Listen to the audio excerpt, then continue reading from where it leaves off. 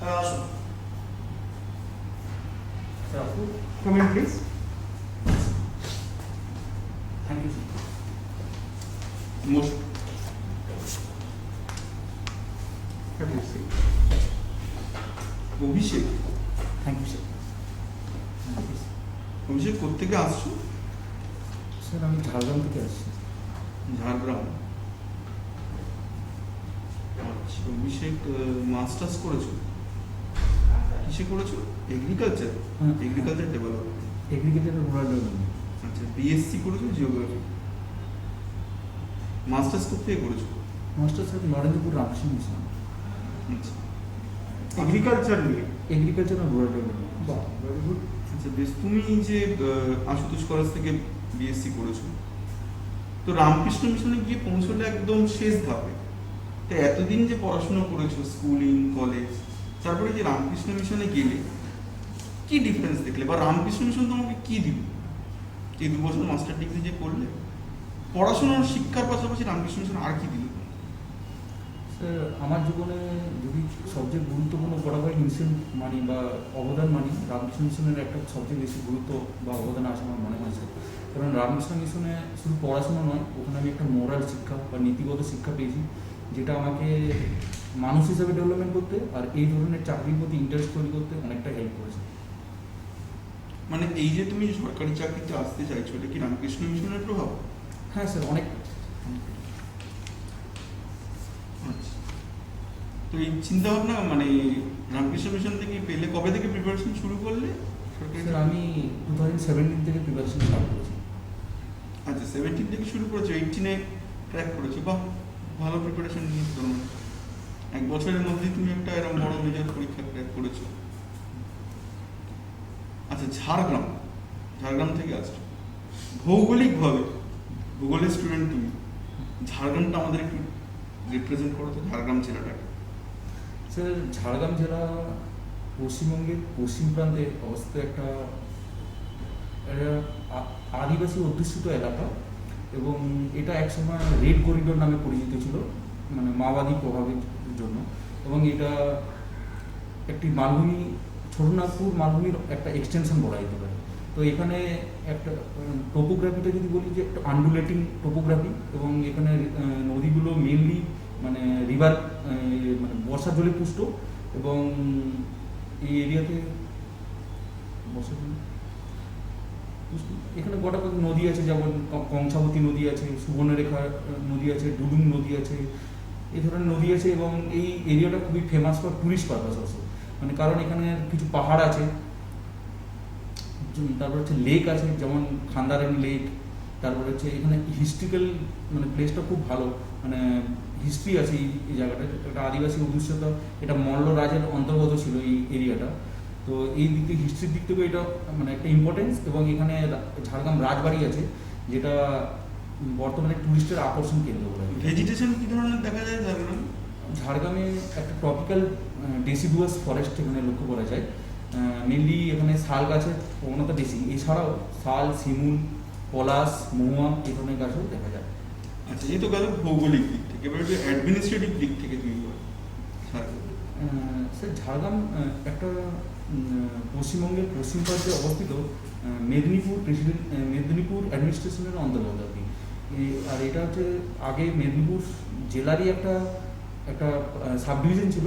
2017 সালের 4 এপ্রিল থেকে এটা মানে একটা জেলা হিসাবে প্রকাশিত হয়েছে, এবং এখানে টোটাল 8টা ব্লক আছে, 10টা পুলিশ স্টেশন আছে। সাব ডিভিশন আছে কিছু? না, সাব ডিভিশন নেই, একটাই সাব ডিভিশন। ঝাড়গ্রাম থেকে তুমি আসছো, আমি ঝাড়গ্রাম থেকে তোমাকে কয়েকটা প্রশ্ন করব। এই যে তুমি বললে ওখানে অনেকগুলো নদী আছে, তার মধ্যে তুমি একটা বললে ডুলুং। হ্যাঁ। আচ্ছা, এই যে ঝাড়গ্রামে তুমি বললে মল্ল রাজাদের রাজধানী ছিল, কোথায় ছিল? রাজধানী ছিল না। মল্ল রাজাদের অধীনে ছিল। অধীনে ছিল। চিল্কিগড় রাজবাড়ি হুম। শুনেছো? হ্যাঁ স্যার। কাদের, কোন রাজাদের ছিল চিল্কিগড়? এটা কি মল্লদের ছিল? স্যার এটা সম্পর্কে আমার পূর্ণ ধারণা নেই স্যার। আচ্ছা, আমি চিল্কিগড় যেতে চাইলে কোথা দিয়ে যাব? স্যার এখান থেকে ঝাড়গ্রাম থেকে বাস চলে চিল্কিগড়ের দিকে, মানে যেটা গিদনির দিকে যাচ্ছে, ওদিকে গিদনির ওয়েতে চিল্কিগড় করে বা পার্সোনাল গাড়ি করে ঝাড়গ্রাম থেকে 15 to 16 কিলোমিটার হবে।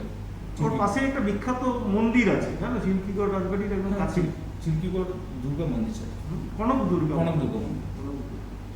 আচ্ছা, তুমি বলছিলে খান্দারানী লেকের কথা বলছিলে, একটা বেশ ফেমাস ওখানে জলপ্রপাত আছে, নাম জানো?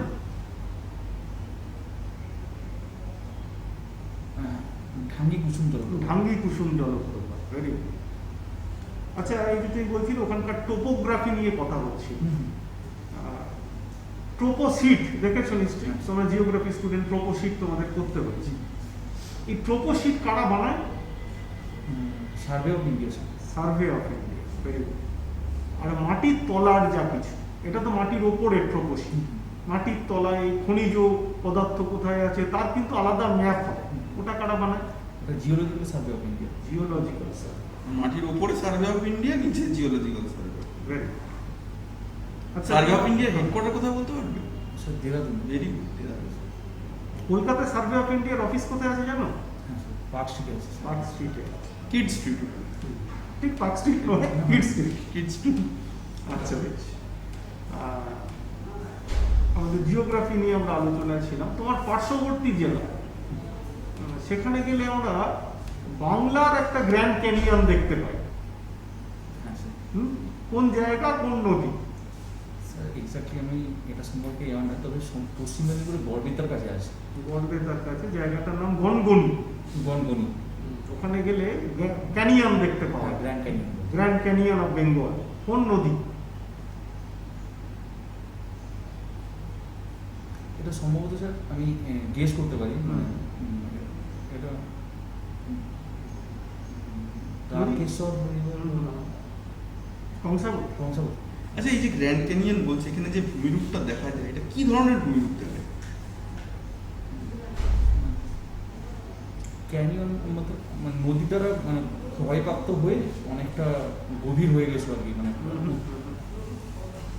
অরিজিনাল গ্র্যান্ড ক্যানিয়ন যেটা ভূগোলে বিখ্যাত, কোন নদী? ওটা আমেরিকা যুক্তরাষ্ট্রের আমেরিকা যুক্তরাষ্ট্রের নদীটা ঠিক মনে হচ্ছে। কলোরাডো নদীর গ্র্যান্ড ক্যানিয়ন। বেশ। আচ্ছা, তুমি তো জিওগ্রাফি স্টুডেন্ট, তোমাকে আর দুটো প্রশ্ন করবো জিওগ্রাফি। কোন মহাদেশে গেলে আমি দেখতে পাবো যে সেই মহাদেশের ওপর দিয়েই একদম নিরক্ষরেখা, বিষুব মানে কর্কটক্রান্তি রেখা এবং মকরক্রান্তি রেখা তিনটেই গেছে? এটা আফ্রিকা। আফ্রিকা, ঠিক আছে। আচ্ছা, এই যে আফ্রিকায় তাহলে এতগুলো গেছে বলেই আফ্রিকার যে প্রকৃতি সেটা খুবই বিরূপ, তাই না? প্রচুর মরুভূমি ওখানে আমরা দেখতে পাই। কোন কোন মরুভূমি দেখতে পাবো? আফ্রিকার উত্তরে সাহারা মরুভূমি এবং দক্ষিণ পশ্চিমবঙ্গের নামগীয় মরুভূমি, আর দক্ষিণ পূর্ব প্রান্তের কালাহারি মরুভূমি। ঠিক আছে, আচ্ছা, বেশ। এই জিওগ্রাফি স্টুডেন্ট, তুমি স্যার তো জিওগ্রাফি থেকে স্ট্যাটিক কয়টা প্রশ্ন করলেন। খুব সম্প্রতি নিউজ পেপারে জিওগ্রাফি রিলেটেড এমন কিছু তথ্য চোখে পড়েছে যেটা রিলেটেড উইথ জিওগ্রাফি? যেমন স্যার অ্যামাজনে খুব সম্প্রতি বলছি, অ্যামাজনের ঘটনা তো বেশ পূর্ণ, লাস্ট 7 থেকে 10 দিনের মধ্যে ভৌগোলিক কোনো তথ্য, আলোড়ন ফেলে দেওয়া তথ্য। মনে করতে পারছি না। এভারেস্টের উচ্চতা সংক্রান্ত। এভারেস্টের উচ্চতা রিসেন্টলি চায়না এবং নেপাল মেপেছে, মানে আগে এটা ইন্ডিয়ায় মাপতো, বর্তমানে এটা চায়না এবং নেপাল যৌথভাবে করেছে এবং এখানে 8848-এর জায়গায় 8848.86 মিটার হচ্ছে এর উচ্চতা হয়েছে। ইন্ডিয়াতে কি মেপেছিল প্রথম? এটা আমি কে মেপেছে সঠিক জানি না, তবে একটা অনুমান করতে পারি যদি পারমিশন। এটা সম্ভবত একজন ব্রিটিশ, না না, এটা বাঙালি মেপেছিলেন। এবং সেই সময় এই এখন যে মেপেছে একটু জিপিএস নিয়েছে, স্পেশাল স্যাটেলাইট, যত রকম প্রযুক্তি আছে সব দিয়ে বার করলো 8848.46। কিন্তু 8848 আজ থেকে কত বছর আগে কোনো এই সমস্ত পদ্ধতি, শুধু ট্রিগোনোমেট্রি বাঙালি। নামটা জানা উচিত জিওগ্রাফি স্টুডেন্টের। রাধানাথ সিকদারের নাম শুনুন, বঞ্চিতই বলা যায় না? বঞ্চিতই। সেই অর্থে মানে কোনো স্বীকৃতিই পাননি এত বড় কাজের। আচ্ছা বেশ, জিওগ্রাফি হলো, তোমার জেলা হলো, আর ওর হবি হচ্ছে কুকিং। কুকিং। তুমি রান্না করতে ভালোবাসো? হ্যাঁ স্যার। মানে রান্না বাধ্য হয়ে করো না ভালোবেসে করো?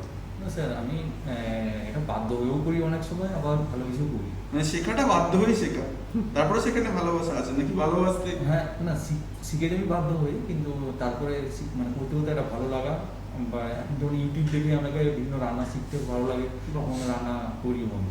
আচ্ছা, এই যে ধরো বিভিন্ন স্টাইল অফ কুকিং, আমরা বলি মোগলাই একটা স্টাইল অফ কুকিং, চাইনিজ একটা স্টাইল অফ কুকিং, এই যে স্টাইল অফ কুকিং এ ধরো চাইনিজ স্টাইল অফ কুকিং, কি ডিফারেন্স দেখতে পাবো ইন্ডিয়ান বা মোগলাই কুকিং এর সঙ্গে চাইনিজ স্টাইল অফ কুকিং এর ডিফারেন্স? মানে ইনগ্রেডিয়েন্টস বা কোনো কিছু ব্যবহার, কোনটা আলাদা? স্যার, চাইনিজ মেনলি ওরা নুডলস জাতীয় জিনিসগুলো বেশি করে, আর একটু অ্যাকচুয়ালি চাইনিজরা লেস স্পাইসি খায়, কিন্তু আমাদের ইন্ডিয়াতে আমরা আবার একটু স্পাইসি একটু বেশি করে দিই মানে চাইনিজ ফুডগুলোর উপরে। আর মোগলাই জাতীয় বা এগুলো পার্সিয়ান দেশ থেকে মেনলি আসা মোগলাই, তো এগুলোতে ময়দা জাতীয় জিনিস। আচ্ছা, ঠিক আছে। আচ্ছা ধরো তোমার লাইফটা একটা ডেলিশিয়াস ডিশ, এর কুক কাকে বলবে?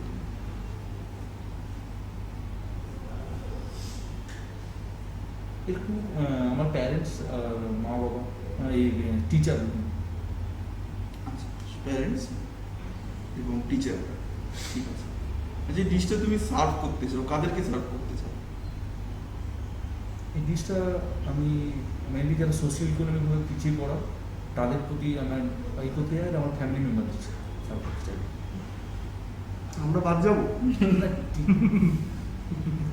টিচাররা তো তৈরি করেছেন, অবশ্যই টিচাররা তো আছেন। ঠিক আছে, বেশ। আচ্ছা, তুমি যে এই টিচিং সেন্সের জন্য অ্যাপ্লাই করেছো, কটা পোস্ট আছে নিয়ে, আর আবার কোটিটা পোস্ট আছে? তোমার প্রথম 3টে প্রেফারেন্স? আমার first preference consumer welfare officer, সেখানে যে সাব